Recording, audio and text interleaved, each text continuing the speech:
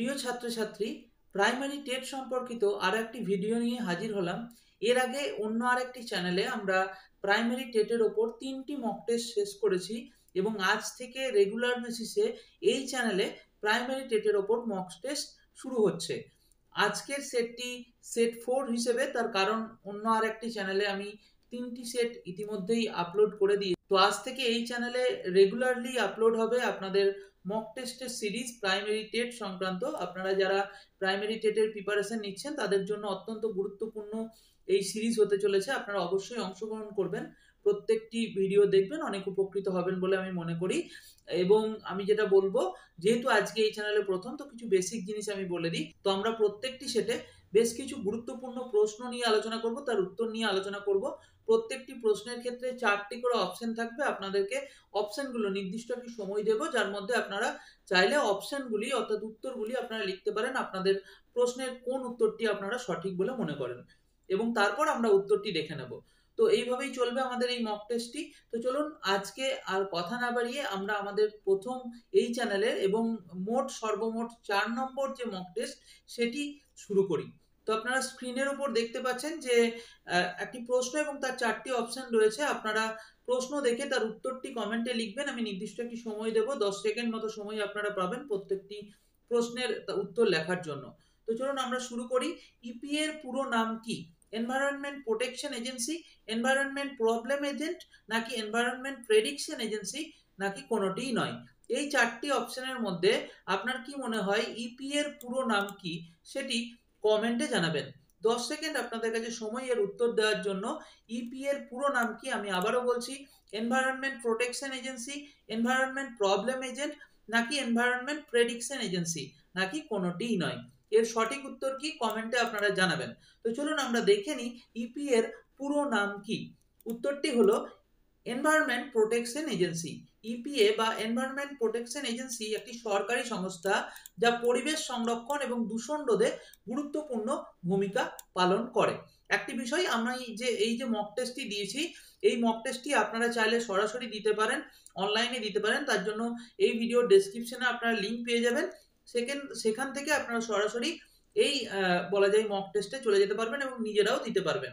তো তার জন্য ডেসক্রিপশন দেখতে পারেন। দ্বিতীয়, প্রত্যেকটি প্রশ্নের শেষে আমি একটি করে নোটস দিয়েছি যা আপনাদের কাছে অত্যন্ত কাজে লাগবে বলে মনে করি। এই নোটসগুলো থেকেও হয়তো বিভিন্ন প্রশ্ন আসতে পারে। তো নেক্সট কোশ্চেনে চলে যাই। ভারতের পরিবেশ সংরক্ষণ আইন কবে জারি করা হয়? ভারতের পরিবেশ সংরক্ষণ আইন কবে জারি করা হয়? 1986 সালে, 1982 সালে, 1915 সালে, নাকি কোনোটিই নয়? ভারতের পরিবেশ সংরক্ষণ আইন কবে জারি করা হয়? 1986 সালে, 1982 সালে, 1915 সালে, নাকি কোনোটিই নয়? ঝটপট উত্তরটি লিখে দেবেন। এখানে আরেকটি বিষয় বলে দিই, আমরা কিন্তু এই প্রাইমারি টেটের মক টেস্ট সিরিজের পাশাপাশি সম্পূর্ণ অর্থাৎ ফুল মক টেস্ট নিয়ে কিন্তু আপনাদের কাছে আসছি।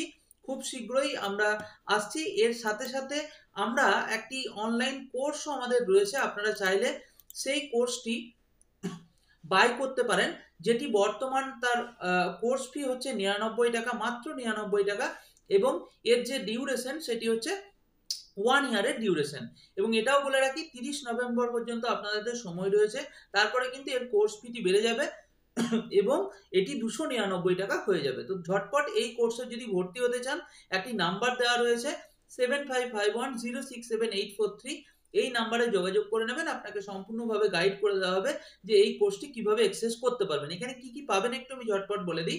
ভিডিও লেকচার রয়েছে, যে সবকিছুই কিন্তু রেকর্ডিং পাবেন, স্টাডি মেটেরিয়াল পিডিএফ ফরম্যাটে পাবেন, এবং আনলিমিটেড মক টেস্ট পাবেন। ইতিমধ্যেই আমাদের এই পোর্টালে, অনলাইন পোর্টালে 1000-এর উপর প্রশ্ন এবং তার উত্তর ইনক্লুড করা হয়েছে। আপনারা চাইলে আনলিমিটেড মক টেস্ট এখান থেকে দিতে পারবেন, এবং প্রতিদিন নতুন নতুন প্রশ্ন কিন্তু ইনক্লুড করা হচ্ছে এই মক টেস্টে।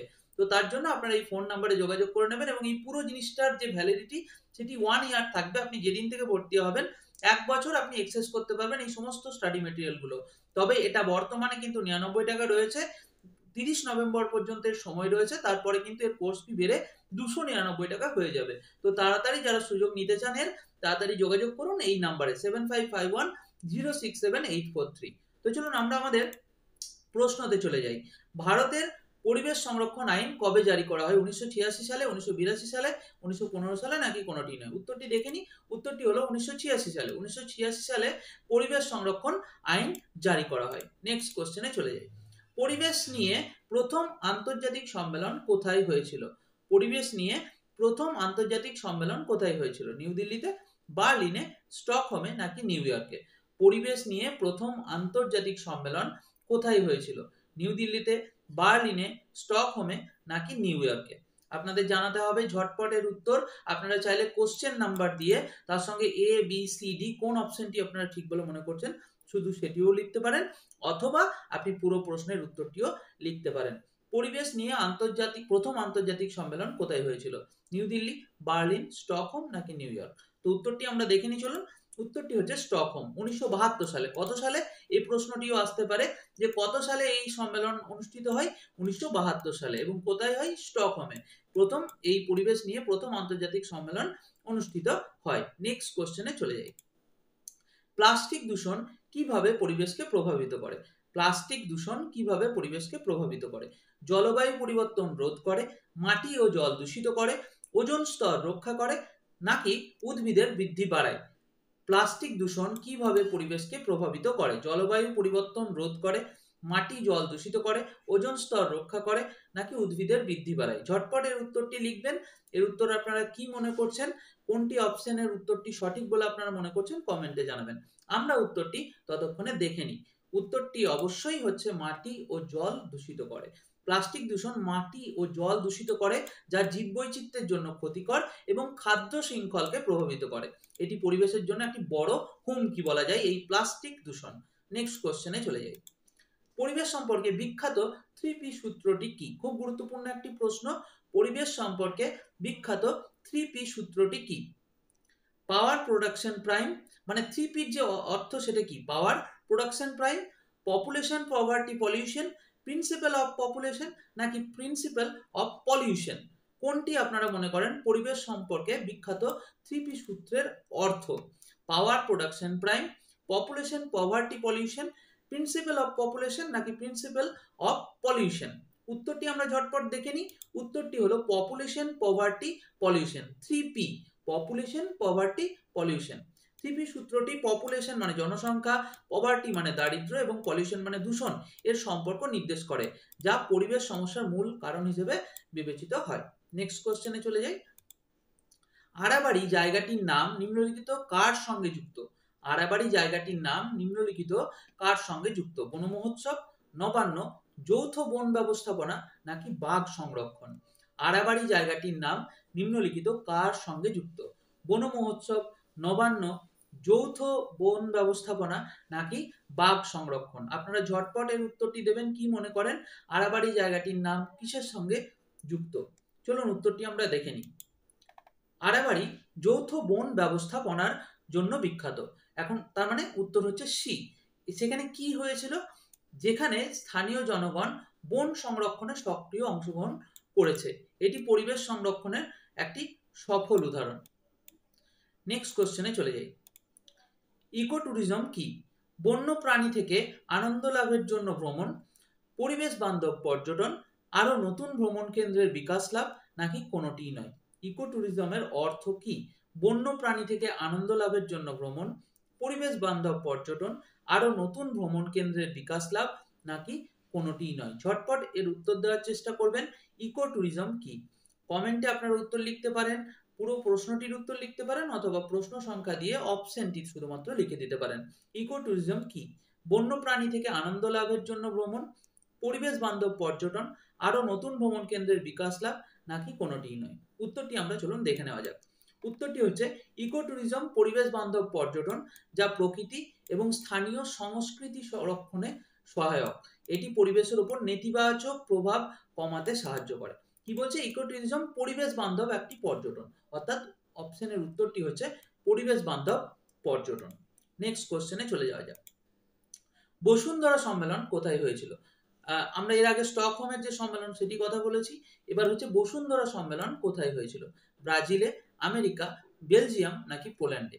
বসুন্ধরা সম্মেলন কোথায় হয়েছিল? ব্রাজিল, আমেরিকা, বেলজিয়াম, নাকি পোল্যান্ড? আপনার মনে হচ্ছে কোনটি সঠিক উত্তর? কমেন্টে অবশ্যই জানাবেন বসুন্ধরা সম্মেলন কবে হয়েছিল। চলুন উত্তরটি আমরা একবার দেখে নিই। উত্তরটি হচ্ছে ব্রাজিল। বসুন্ধরা সম্মেলন বা আর্থ সামিট যেটাকে বলা হয় সর্বশেষ ব্রাজিলের রিও ডি জেনেরোতে অনুষ্ঠিত হয়েছিল। ব্রাজিলের অনেক সময় জায়গাটির নাম স্পেসিফিক নামটিও জিজ্ঞেস করে, রিও ডি জেনিরো।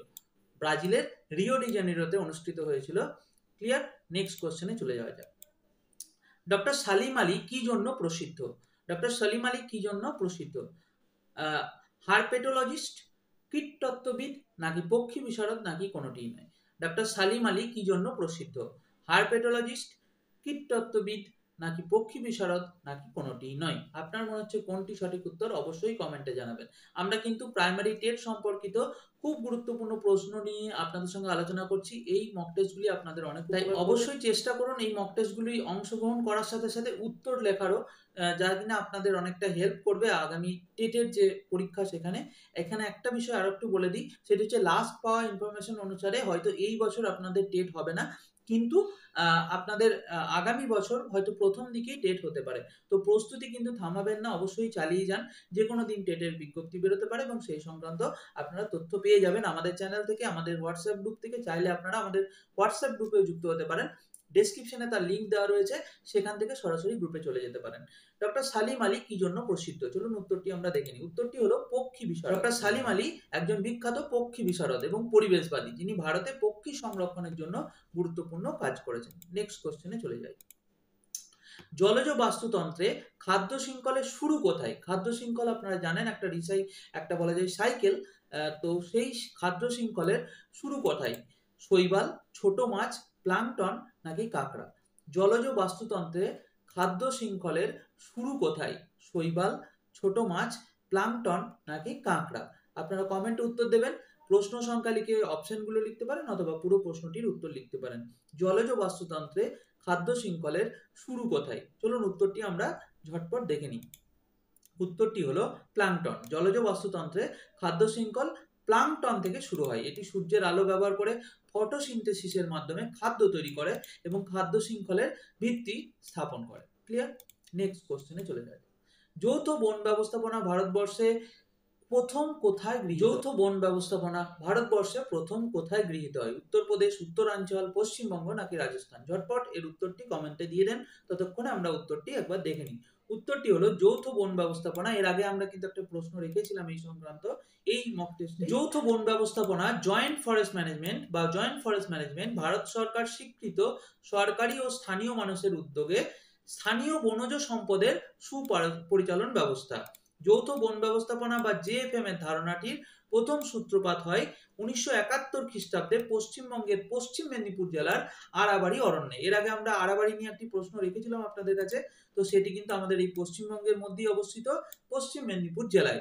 এবং এই প্রকল্পটি সূচনা করা হয়েছিল জনগণের দাবি মেনে ধ্বংসের হাত থেকে অরণ্যকে ধ্বংসের হাত থেকে বাঁচাতে এই প্রকল্প শুরু হয়, যৌথ বন ব্যবস্থাপনা প্রকল্প, যেখানে সরকার এবং স্থানীয় মানুষ একসাথে বনজ সম্পদকে সুপরিচালনা করবে। নেক্সট কোশ্চেনে চলে যাওয়া যাবে। রাষ্ট্রসংঘের প্রথম পরিবেশ অধিবেশন কোথায় হয়েছিল? এর আগে কিন্তু এই ধরনের একটি প্রশ্ন করেছিলাম, কিন্তু একটু ঘুরিয়ে ফিরিয়ে করেছিলাম, তো আবারও সেই প্রশ্নটি রেখেছি।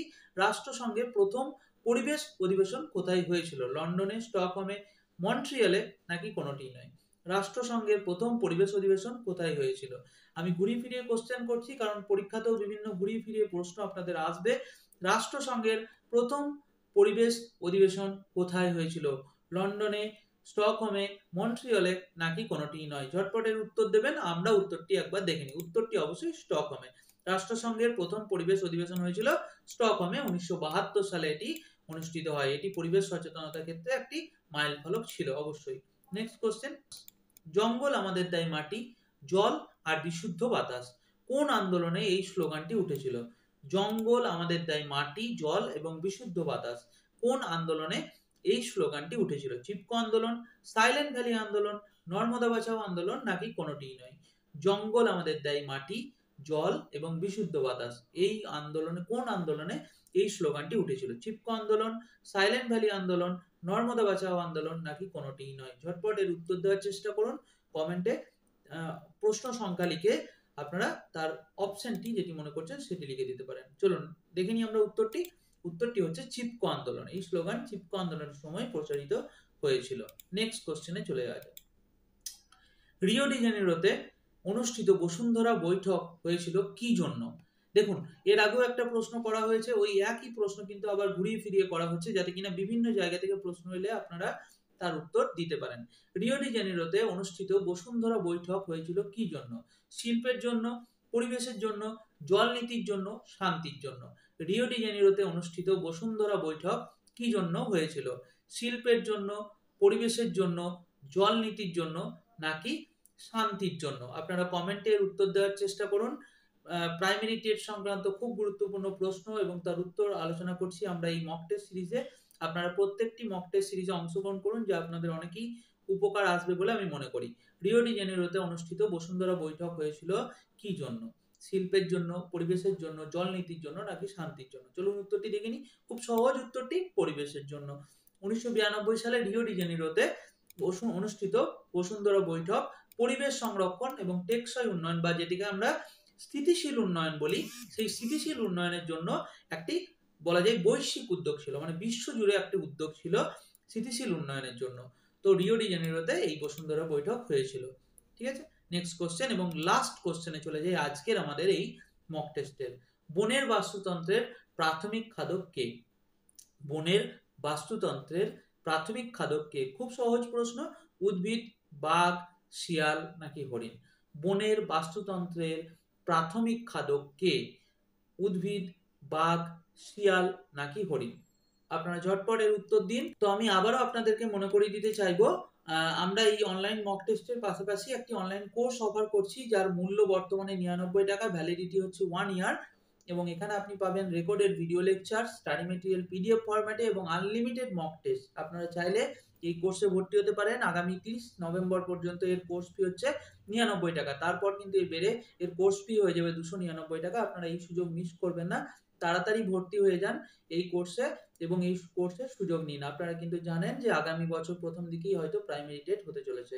তো চলুন আমরা চলে যাই আমাদের লাস্ট কোশ্চেনের উত্তরে। বনের বাস্তুতন্ত্রের প্রাথমিক খাদক কে?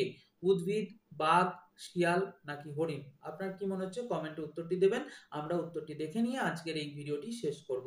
উত্তরটি হচ্ছে হরিণ বনের বাস্তুতন্ত্রের একটি প্রাথমিক খাদক। তারা উদ্ভিদ খেয়ে খাদ্য শৃঙ্খলে গুরুত্বপূর্ণ ভূমিকা পালন করে। এই ছিল আজকের মক টেস্ট। আশা করি আপনাদের ভালো লেগেছে। কেমন লেগেছে কমেন্টে জানাতে ভুলবেন না। অন্যান্য মক টেস্টগুলিতেও অংশগ্রহণ করুন। আমরা রেগুলার বেসিসে আপনাদের কাছে এই প্রাইমারি টেটের মক টেস্ট নিয়ে হাজির হব। আজকে এখানেই শেষ করছি। আপনারা চাইলে আমাদের হোয়াটসঅ্যাপ গ্রুপে জয়েন হতে পারেন, ডেসক্রিপশনে তার লিঙ্ক দেওয়া রয়েছে, সরাসরি জয়েন হতে পারেন এবং এই মক টেস্টটিও সরাসরি দিতে পারেন অনলাইনে আপনারা। তার জন্য ডেসক্রিপশনে লিঙ্ক দেওয়া রয়েছে, আপনারা সরাসরি সেখানে চলে যেতে পারেন। ধন্যবাদ, ভালো থাকবেন, সুস্থ থাকবেন।